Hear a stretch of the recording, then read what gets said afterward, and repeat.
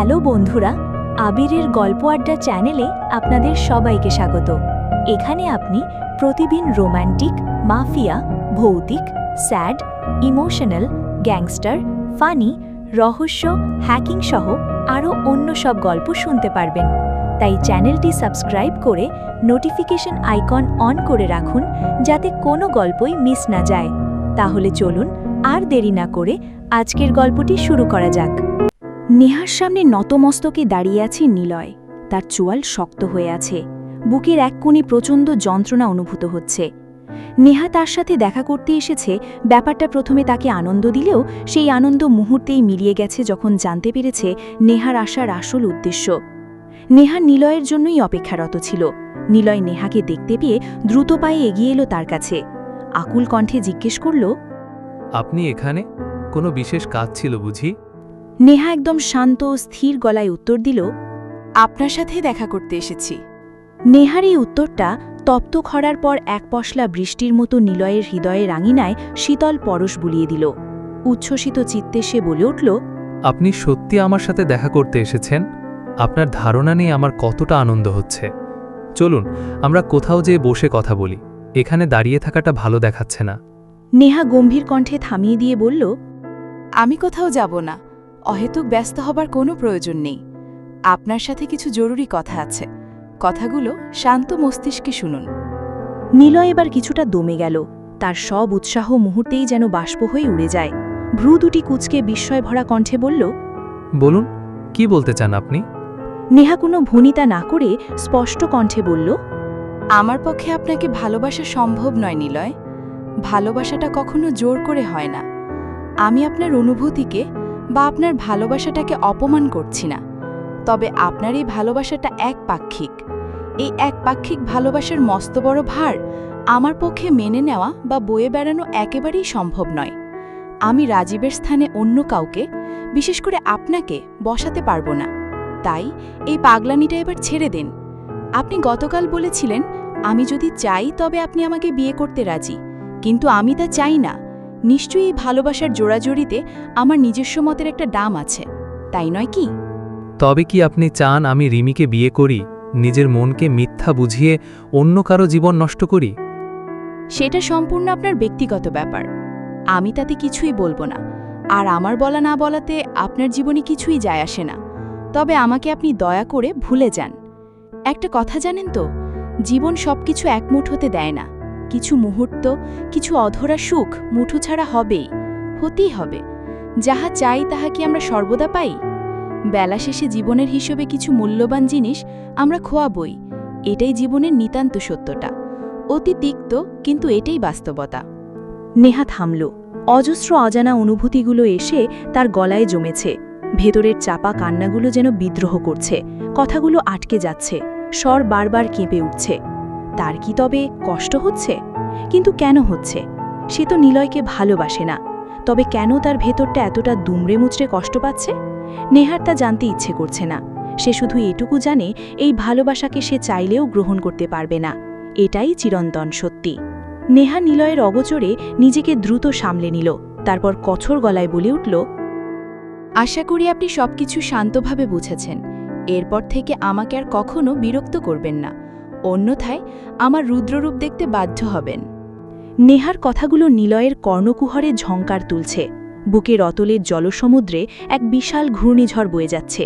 নিভৃত চিত্ত এক মুহূর্তেই প্রচণ্ড আঘাতের রক্তাক্ত হয়ে উঠল। এই রক্ত কেউ দেখতে পায় না, কিন্তু এই রক্তক্ষরণে তীব্র যন্ত্রণা রয়েছে, যা নিলয়ের শীতল আখিজোড়াকে ঝাপসা করে তুলল। আবেগ কণ্ঠকে ভারী করে তুলল। সে নতমস্তকেই দাঁড়িয়ে রইল। নিজের চোখের স্বচ্ছ জলটুকু ফেলল অতি সঙ্গোপনে। ছেলেদের নাকি কাঁদতে নেই, কে বলেছে? যত সব পচা মস্তিষ্কের জং ধরা চিন্তাধারা। আরে তারা কি আয়রনম্যান নাকি? তাদের হৃদয়টাও তো রক্তমাংসের, সেখানেও কষ্ট অনুভূত হয়। নিলয় রুদ্ধশ্বাস ফেলে কম্পিত স্বরে বলল, চিন্তা করবেন না, আমি আর আপনাকে কোনোদিন বিরক্ত করব না। কোনো অনাহুত উপস্থিতি নিয়ে আপনার পথের কাঁটা হব না। তবে একটা কথা দিতে পারছি না, সেটা হলো আপনাকে ভুলে যাওয়া। আমি কখনোই আপনাকে ভুলতে পারবো না। আসলে কি বলুন তো, আমরা কেউ পারফেক্ট নই, জীবনে কেউ পারফেক্ট হয় না। এটা একটা মিথ ছাড়া আর কিছু নয়। আমি আপনাকে ভালোবেসেছি কারণ আপনার সামনে আমার কখনো পারফেক্ট হবার মেকি অভিনয়টা করতে হয়নি, কোনো কৃত্রিম মুখোশ পরে থাকার প্রয়োজন পড়েনি। আপনার সামনে আমি পুরোদস্তুর আমি হয়ে থাকতে পেরেছি। পাড়ার দোকানের সামনে থেকে যখন আপনি আমার হাতের জ্বলন্ত সিগারেটটা দেখেও না দেখার ভান করতেন এবং পরে একসময় দেখা হলে স্মিত হেসে বলতেন, সিগারেটটা না খেলেও তো পারেন নিলয় ভাই, লাংস তো যাবে। কথাটা স্বল্প কিন্তু আমার হৃদয়ে খুব গভীরভাবে দোলা দিত, ভীষণ ভালো লাগত। আমাদের সেই পরিচিত মুহূর্তগুলো খুব ক্ষুদ্র কিন্তু মনের দেওয়ালে সোনালি ফ্রেমে বাঁধা এক অমূল্য চিত্রচিত্রণ। আপনার জন্য সবকিছু ভুলে নিজেকে নিঃশেষে উজাড় করে দিতেও হয়তো আমি দুবার ভাবব না। রাতের আঁধারে যখন আপনি বিষণ্ণ মনে ছাদের কর্নিশে দাঁড়িয়ে নীরবে তারা গুনতেন, তখন আমি অন্ধকারের আড়ালে চাঁদ ছেড়ে কেবল আপনাকে দেখতাম। মনে খানিকটা আফসোসও হতো, আমি যদি ওই বিশাল আকাশটা হতে পারতাম তাহলে হয়তো আপনিও কোনো এক রাতে এক দৃষ্টে আমাকে দেখতেন। অদূর ভবিষ্যতে আপনার সাথে নীল লাল সংসার গড়ার এক মরীচিকা স্বপ্ন দেখেছিলাম, শুধুমাত্র কয়েক মুহূর্তের মোহের জন্য নয়, জীবনের শেষ দিন পর্যন্ত আপনার সহযাত্রী হবার বাসনা ছিল। তাই আপনাকে ভালোবাসাটা ছাড়তে পারছি না, কোনোদিন পারবও না। ক্ষমা করবেন নেহা, আপনাকে ভোলা আমার পক্ষে অসম্ভব। হয়তো সময়ের স্রোতে মনকে ভালো লাগা টাইপ সাধারণ বিশেষণ দিয়ে বানিয়ে বুঝিয়ে দেব, কিন্তু হৃদয়ের সবচেয়ে গোপন কোণে আপনি চিরকাল নেহালতা কাব্য হয়েই থাকবেন। আপনি এখন নিশ্চিন্তে বাড়ি যেতে পারেন। নিলয় আর এক মুহূর্তও সেখানে দাঁড়িয়ে রইল না। একটা খালি রিকশা ডেকে নেহাকে উঠতে বলল। তারপর কোনো দিকে না তাকিয়ে এলোমেলো পায়ে হাঁটতে লাগলো ব্যস্ত খুলনার ফুটপাতে। আজ যেন আকাশটাও তার সাথে মন খারাপের প্রতিযোগিতায় নেমেছে। নীল আকাশের কোণায় সূর্যের রক্তিম দর্ণ জড়ো হতে লাগল। ব্যস্ত শহরের দিবসটি আজ অস্ত গেল। নেহা যন্ত্রচালিত রোবটের ন্যায় সেই রিকশায় উঠে যায়। তার হৃদয়টা ফাঁকা ফাঁকা লাগছে, মনে হচ্ছে কিছু একটা হারিয়ে গেছে, কিন্তু তার জানা নেই জিনিসটা আসলে কি। বাসায় পৌঁছলে শাশুড়িমা কড়া সুরে প্রশ্ন ছুড়েন, আজ এতটা দেরি হলো যে, কোথাও গিয়েছিলে? নেহা কোনো উত্তর দেয় না, শুধু নতমস্তকে নিজের ঘরে চলে যায়। জামান সাহেব নেহার শুকনো মুখটা বেশ ভালো করেই অবলোকন করলেন। মেয়েটির গাল যে ভেজা তা বুঝতে তার বাকি রইল না। নেহা ঘরে গিয়ে গায়ে এলিয়ে দিল বিছানায়। নিলয়ের মুখখানা বাড়ি বাড়ি চোখের সামনে ভাসছে তার। নেহা এতটা কঠিন না হলেও হয়তো পারত, কিন্তু সমাজের একদল গোষ্ঠী তো তার চরিত্রে আঙুল তুলতে সর্বদা প্রস্তুত। তার সেদিনের কথা কি আজও বেশ স্পষ্ট মনে আছে, যেদিন নিলয়ের মা শেফালি বেগম তাকে কটু গলায় বলেছিলেন, আজকালকার মেয়েরা কত চালু হয় তার জলজ্জন্ত প্রমাণ তুমি, পুরুষদের কিভাবে বশে আনতে হয় তুমি ভালোই জানো।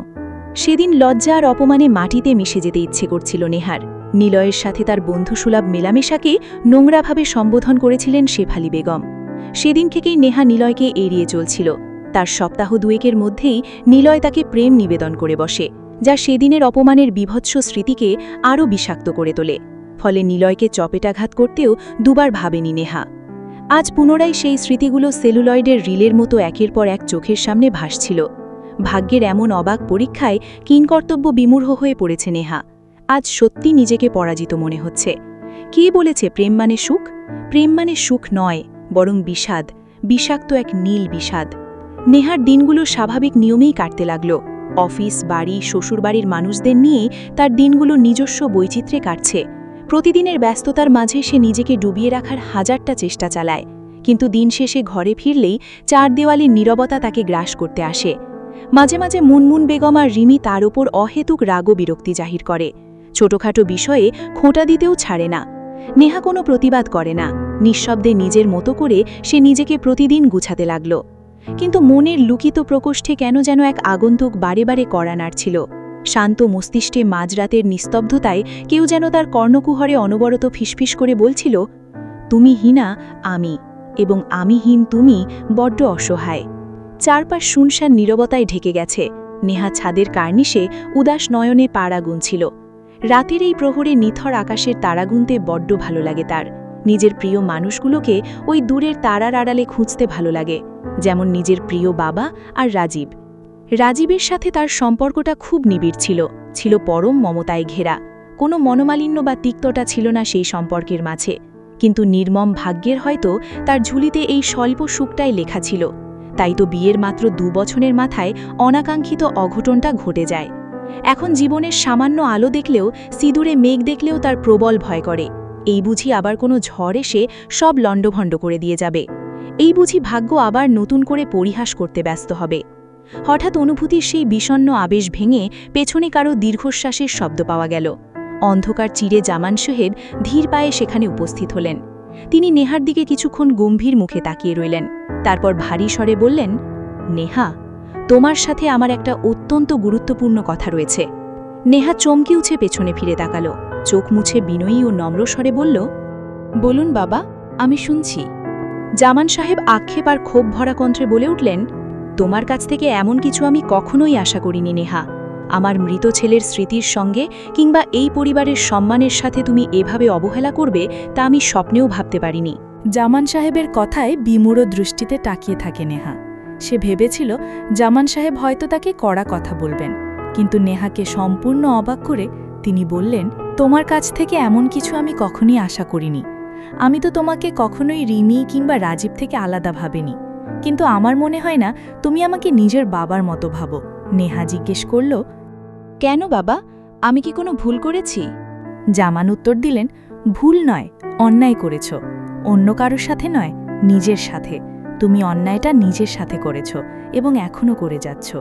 যে চলে গেছে তাকে ফেরানো আমাদের পক্ষে সম্ভব নয়, কিন্তু আগামী ভবিষ্যৎকে আপন করার সুযোগ তো আছে আমাদের।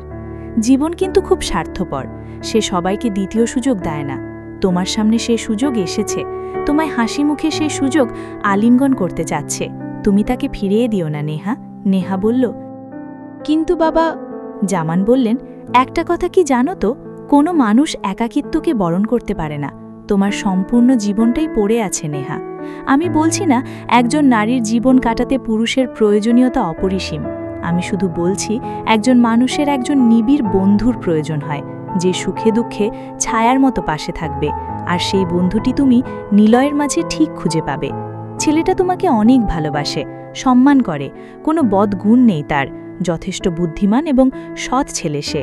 তার চিন্তাধারাগুলো বেশ পরিণত। তোমার যে কোনো মতামতকে সে সম্মান করে। এমন মানুষকে ফিরিয়ে দেওয়াটা বুদ্ধিমানের হবে না হয়তো, তাই আরেকটাবার ভেবে দেখো। শুনেছি ছেলেটা নাকি এই সপ্তাহের শেষে ঢাকা চলে যাবে, ওর চাকরি হয়েছে ঢাকায়। জামান সাহেবের কথাগুলো মন দিয়ে শুনছিল নেহা। নিলয়ের ঢাকা চলে যাওয়ার খবরটা শোনা মাত্রই তার মনের আকাশে কালো মেঘের সঞ্চারণ ঘটে। বুকের ভেতরটা তীব্র শূন্যতায় ছেয়ে গেল। চোখ দুটো জ্বালা করে উঠল। এই বুঝি আকাশ পাতাল ভেঙে বর্ষণ নামবে আখি জোড়ায়। নেহা নতমস্তকে দাঁড়িয়ে রইল, যেন তার চোখের লবণাক্ত ধারা জামান সাহেবের চোখে না পড়ে। জামান সাহেব নেহার মাথায় স্নেহে মমতার স্পর্শ বুলিয়ে দিল। তারপর বললেন, তুমি যদি রাজি থাকো তবে আমাকে জানিও। নেহা একদম জড়ানো কণ্ঠে বলল, বাবা, ও বাড়ির কেউই আমাদের এই সম্পর্কটাকে মেনে নিবেন না। জামান সাহেব স্মিত হাসি হাসলেন। গভীর গলায় বললেন, বিয়ে 2 পরিবারের হলেও সংসারটি কিন্তু 2টো মানুষের হয়। তারা সুখী হলে আশেপাশের মানুষগুলো এমনিতেই সুখী থাকে। পারিপার্শ্বিক বাধা তো থাকবেই। অগ্নির ভেতর দিয়ে যায় বলেই সোনার রং চকচক করে। আর একটা কথা, যখন সব রং হারিয়ে যায় তখন ক্লান্ত পৃথিবী কালো রং বরণ করে নেয়, এই আশায় যে নতুন সূর্য উঠলে হাজারো রঙের মেলায় নিজেকে আবার বিলীন করবে।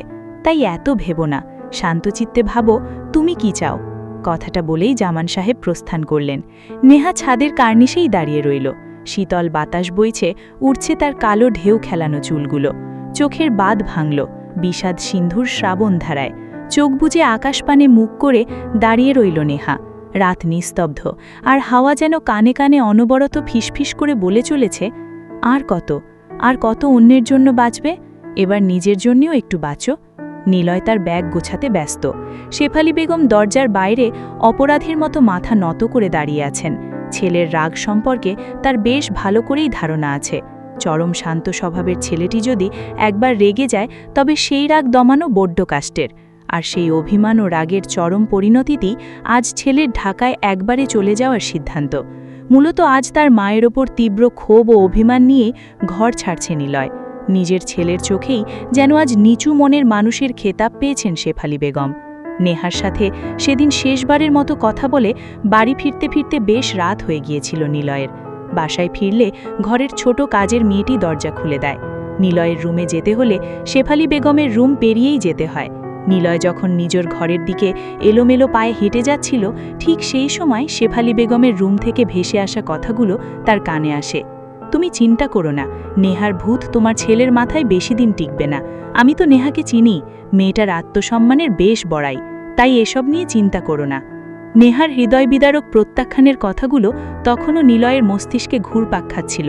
ঠিক সেই মুহূর্তে মায়ের এমন নির্মম কথা শুনে চমকে ওঠে নিলয়। অনুমতি না নিয়েই ঘরে প্রবেশ করে সরাসরি মাকে প্রশ্ন ছুড়ে দেয়। আত্মসম্মানের এমন কি ঘটেছে যে নেহা তার রক্ষার্থে আমাকে প্রত্যাখ্যান করবে? তুমি কি ওকে কিছু বলেছিলে মা? করিম সাহেব সাথে সাথে ছেলেকে থামিয়ে দিয়ে কড়া গলায় বলে ওঠেন, একটা বাইরের মেয়ের জন্য তুমি তোমার মাকে প্রশ্নবিদ্ধ করতে পারো না নিলয়। আমি তো প্রশ্নবিদ্ধ করছি না, কৌতূহল জাহির করছি। তবে সত্যি প্রশ্ন করতে ইচ্ছে হয়, আমার খুশির মর্ম কি আদৌ তোমাদের কাছে আছে? মা, তুমি চিন্তা করো না, আমি নেহাকে একেবারে শূন্য হাতে ফিরিয়ে দিয়েছি। তবে আফসোস, নেহার ভূত নামবে না, কারণ ভূতটা আমি নিজেই মাথায় উঠিয়েছি। মেয়েটির তো কোনো দোষ নেই। লজ্জা করছে, আমার জন্য না জানি কি কি কটু কথা শুনতে হয়েছে। সেদিনের পর থেকেই নিলয় সিদ্ধান্ত নেয় যে এই ঘরে আর এক মুহূর্তও থাকবে না। এমনকি এই শহরটার প্রতিও বড্ড অনীহা জন্মে নিয়েছে তার, কারণ জোরপূর্বক ভালো থাকার অভিনয়টা যে সে একদমই করতে পারে না। ব্যাগটা গুছিয়ে পেছনে ফিরতেই দেখে শেফালি বেগম দরজায় অপরাধীর মতো মাথা নত করে দাঁড়িয়ে আছেন। নিলয় ধীর পায়ে মায়ের কাছে এগিয়ে গেল, মুখে এক চিলু মলিন হাসি এঁকে শান্ত গলায় বলল, ভেতরে আসছো না যে মা? দরজায় দাঁড়িয়ে আছো কেন? শেফালি বেগম অপরাধবোধ ভরা কণ্ঠে শুধলান, কেন চলে যাচ্ছিস বাবা? এই ধর সংসার ছেড়ে তুই এভাবে দূরে চলে যাবি? নিলয় দীর্ঘশ্বাস ফেলে বলল, ভালো লাগে না এখানে থাকতে মা। দিনে না হলেও সপ্তাহে অন্তত একবার তার দেখা মিলে যে, তখন বড্ড অসহায় লাগে নিজেকে। শেফালি বেগম করুণ সুরে আকুতি করে বললেন, আমি তোর বাবাকে বলেছি জামান সাহেবের সাথে কথা বলার জন্য, আমরা সব মিটিয়ে নিতে চাই বাবা। নিলয় শান্তভাবে মাকে বলল, আর লাগবে না মা, তুমিই যে বলেছিলে মেয়েটির আত্মসম্মানের বড্ড বড়াই, তার সেই সম্মানটুকু অন্তত আর ক্ষুণ্ণ হতে দিও না। ছেলের করুণ মুখটা না শেফালি বেগমের আর সহ্য হচ্ছে না। উঁচু লম্বা ছেলেটিকে বড্ড রোগা লাগছে তার, না আছে ঘুমের কোনো ঠিক, না খাওয়া দাওয়ার ঠিকানা। নিজেকে ব্যস্ত রাখতে যেন মরিয়া হয়ে উঠছে সে, অহেতুক নানা কাজে নিজেকে জড়িয়ে রাখছে, যাতে নেহার স্মৃতি আর চিন্তাগুলো মনকে দুর্বল না করে। নেহার জন্য সে কিন্তু নিজের মায়ের সাথে কোনো খারাপ আচরণ করেনি, তবে তার আগের সেই উচ্ছল প্রাণবন্ত ছেলেটি যেন কোথায় হারিয়ে গেছে, আর এটাই শেফালি বেগমকে ভেতর থেকে একবারই চুরমার করে দিচ্ছে। নিলয় মায়ের মুখটা না আলতো করে ধরে শান্ত গলায় বলল, তুমি মন খারাপ করো না মা, আমি ঠিক হয়ে যাব। আমার ভাগ্যেই নেহা নেই, তোমার এতে কোনো দোষ নেই। যেটা হওয়ার ছিল সেটাই হয়েছে মা। অনর্থক নিজেকে দোষী ভেবে কষ্ট পেও না। আমার নতুন পথ চলার জন্য দোয়া করো। শেফালি বেগম বললেন, না বাবা, আমি তোদের মাঝে না দাঁড়ালে আজ চিত্রটা অন্যরকম হতো। তুই আমাকে মা হয়ে ক্ষমা করে দিস বাবা। নিলয় স্মিত হেসে দিয়ে বলল, বাদ দাও। নিলয়ের এই মলিন হাসিটা শেফালি বেগমকে যেন আরও বেশি কুড়ে কুড়ে খেতে লাগল। তার নিজের স্বার্থপরতা আজ ছেলেটাকে এত বিষাক্ত যন্ত্রণা দিচ্ছে। নিলয় সব কিছু গুছিয়ে নিল। তার ট্রেন সকাল 9টায়, এখন না বেরোলে ট্রেন মিস হয়ে যাবে। ব্যাগটা কাঁধে তুলে নিল সে। এই কনকনে শীতের সকালে ইজি বাইক পাওয়া বড্ড দুষ্কর। নিলয় মাকে শেষবারের মতো জড়িয়ে ধরে ঘর থেকে বেরিয়ে পড়ল। আগামী পরশু তার অ্যাপয়েন্টমেন্ট সংক্রান্ত কিছু কাজ সারতে হবে, আর সামনের সপ্তাহ থেকেই জয়নিং, তাই আজই রওনা দিচ্ছে সে। ঢাকায় থাকার ব্যবস্থাটাও এখন পাকাপাকি করতে হবে। সবাইকে বিদায় জানিয়ে ইজি বাইকে গিয়ে উঠল নিলয়। গন্তব্য রেল স্টেশন। ইজি বাইকটা যখন নেহাদের বাড়ির সামনে দিয়ে পার হচ্ছিল, নিলয়ের বুক চিরে এক দীর্ঘশ্বাস বেরিয়ে এলো। হয়তো আর কোনোদিন দেখা হবে না তাদের। রেল স্টেশনে যখন নিলয় পৌঁছল, তখন 9টা বাজতে 15 মিনিট বাকি, কিন্তু স্টেশনের ভেতরে পা রাখতেই থমকে গেল তার পা দুটো। নীল শাড়িতে এক রমণী দাঁড়িয়ে আছে ট্রেনের ঠিক সামনে, যেন সে কেবল নিলয়ের অপেক্ষাতেই প্রহর গুনছিল। নিলয় একদৃষ্টে অবাক নয়নে তাকিয়ে রইল মেয়েটির দিকে। রমণী ধীর পায়ে এগিয়ে এলো তার দিকে, তারপর ঠোঁটের কোণে মিষ্টি মুচকি হাসি ফুটিয়ে শুধল, পালাচ্ছেন বুঝি? আপনি এখানে এত সকালে এই স্টেশনে? আপনি কি করছেন? পারলাম না নিজেকে আটকে রাখতে। বহুবার জিজ্ঞেস করলাম নিজেকে কি চাই আমার। উত্তরটা একটাই, একজন নিবিড় বন্ধু, যার সাথে নীললাল সংসারটা ভালোই জমবে। আমাকে নিবেন আপনার সাথে? আপনি কি সত্যি বলছেন নেহা? এটা কোনো স্বপ্ন বা মরীচিকা নয় তো? একদম সত্যি। নিজের একাকিত্ব আর লোকলজ্জার ভয় ঝেড়ে ফেলে শেষ পর্যন্ত মনটাকেই জয় করতে আসলাম। নেহার শান্ত ও মিজি কণ্ঠের প্রশ্ন শুনে নিলয়ের কাঁধ থেকে ভারী ব্যাগটা যেন আচমকাই মাটিতে খসে পড়ল। নিলয় যেন নিজের কানকেও বিশ্বাস করতে পারছিল না। চকচক করে উঠল তার চোখ দুটো। নেহার এই একটি কথায় নিলয়ের চোখে আনন্দাশ্রু দেখা দিল। পারিপার্শ্বিক লোকজনের তোয়াক্কা না করে পরম আবেগে জড়িয়ে ধরল নেহাকে। প্রকৃতপক্ষে নেহাকে জামান সাহেব নিজেই স্টেশন অবধি নিয়ে এসেছেন। নেহা যখন সমস্ত দ্বিধা ঝেড়ে ফেলে সাহসের সাথে তার কাছে মনের কথা প্রকাশ করেছিল, আজ জামান সাহেব শ্বশুর হিসেবে নয়, এক স্নেহময় পিতারূপে তার কন্যাকে এখানে পৌঁছে দিতে এসেছেন। হঠাৎ ট্রেনের সিটি বেজে উঠল, কিন্তু নিলয় আর নেহার সেদিকে কোনো খেয়ালই নেই। তারা যেন নিজেদের ভালোবাসার আঙিনাতেই বুঁদ হয়ে আছে। নেহা হঠাৎই মৃদু হেসে জিজ্ঞেস করল, ট্রেন চলে যাচ্ছে, ঢাকায় যাবেন না? নিলয় নেহার নরম হাতটি নিজের শক্ত মুঠিরে তুলে নিল। ঠোঁটে এক ছিল বিজয়ের স্মিত হাসি এঁকে বলল, যাহা চাই তাহা কি পাই? বেলা শেষে জীবনের হিসেবে কিছু খোয়াবই, এটাই জীবনের নিতান্ত সত্যতা। কথাটি বলেই ট্রেনের বিপরীত দিকে পা বাড়াল নিলয়, আর নেহাও পরম তৃপ্তির হাসি হেসে হাতে হাত রেখে হাঁটতে লাগল তার সাথে। সত্যি, বেলা শেষে জীবনে হয়তো কিছু না কিছু হারিয়েই যায়, কিন্তু আবার জীবনের হিসেবের খাতায় নতুন করে জমা হয় অগণিত না পাওয়া সুন্দর মুহূর্ত।